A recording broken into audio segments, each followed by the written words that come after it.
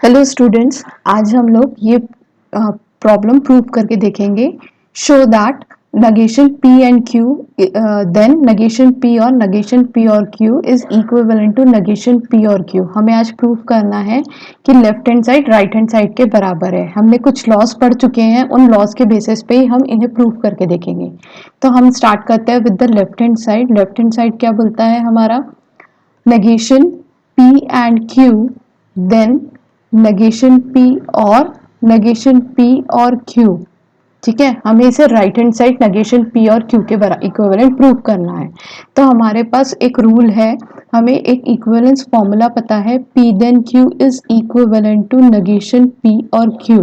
ठीक है, p then q क्या होता है? negation p और q के इक्विवेलेंट होता है। तो अगर मैं इसे p कंसिडर करती हूँ पूरा और इसे q कंसिडर करती हूँ तो हमारा वही फॉर्मूला बन गया p then q। ठीक है, तो हम यही चीज इस पे अप्लाई करेंगे। तो हमारा क्या बन जाएगा? पहले टर्म को p कंसिडर करना है तो negation का क्या हो जाएगा? negation p and q, then q का टर्म और q, देन क्या हो जाएगा हमारा? q और बन जाएगा तो यहाँ पे आ जाएगा और q का टर्म यानी ये सेकेंड टर्म हमारा एज इट इज। तो we can write negation p और negation p और q इस तरीके से। ठीक है, सिंस रीजन दे देते हैं bye p then q is equivalent to negation p और q। अब negation p क्या हो जाता है? p हो जाता है। तो हम by idempotent law negation p and q को क्या लिख सकते हैं? p एंड q लिख सकते हैं। ओके, और remaining term as it is since idempotent law. अब नेक्स्ट लाइन में हम यहाँ पे ये सेकेंड टर्म जो हमारा है यहाँ पे क्या हो रहा है? और है, ये भी और है और ये भी और है। हम यहाँ पे क्या कर सकते हैं?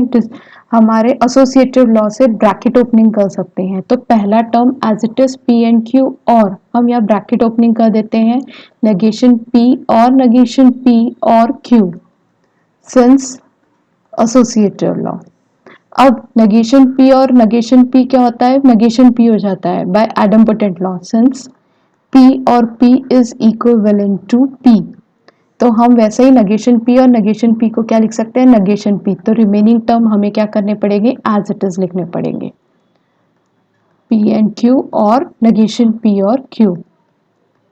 अगेन बाय एसोसिएटिव लॉ, यहाँ पे भी और है, यहाँ पे भी और है, तो हम ये ब्रैकेट ओपन कर सकते हैं। तो हमने p and q as it is लिखा और negation p और q को नोट डाउन कर लिया since by associative law. Okay, अब यहाँ पे हम डिस्ट्रीब्यूटिव लॉ लगाएंगे।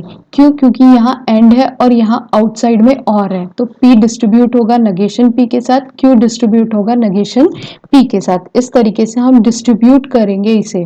ओके, तो यहाँ पे डिस्ट्रीब्यूटिव लॉ लगाया तो p और negation p एक ब्रैकेट में आएगा, ये एंड हमारा यहाँ मिड में आ जाएगा और ये q हमारा अगेन q और negation p बन जाएगा और q remaining term as it is since distributive law.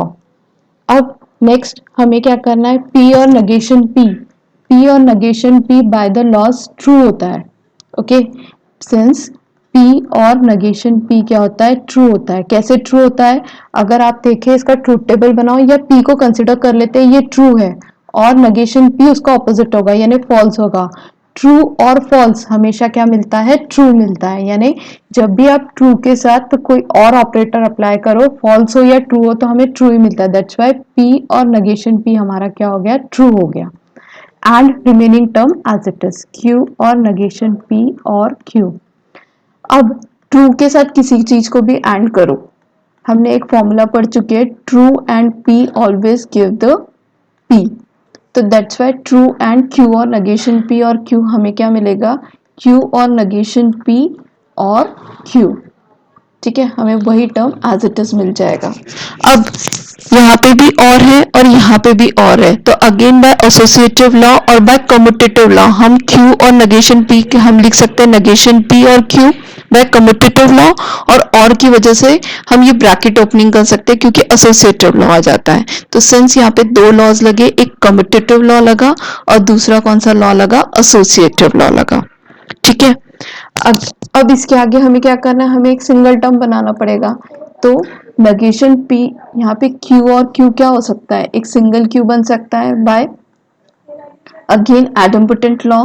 Q और Q क्या होता है, हमारा Q होता है। ओके, इसे Q लिख दिया और नेगेशन P को एज इट इज हमने क्या किया, नोट डाउन कर लिया, यानी कॉपी कर लिया।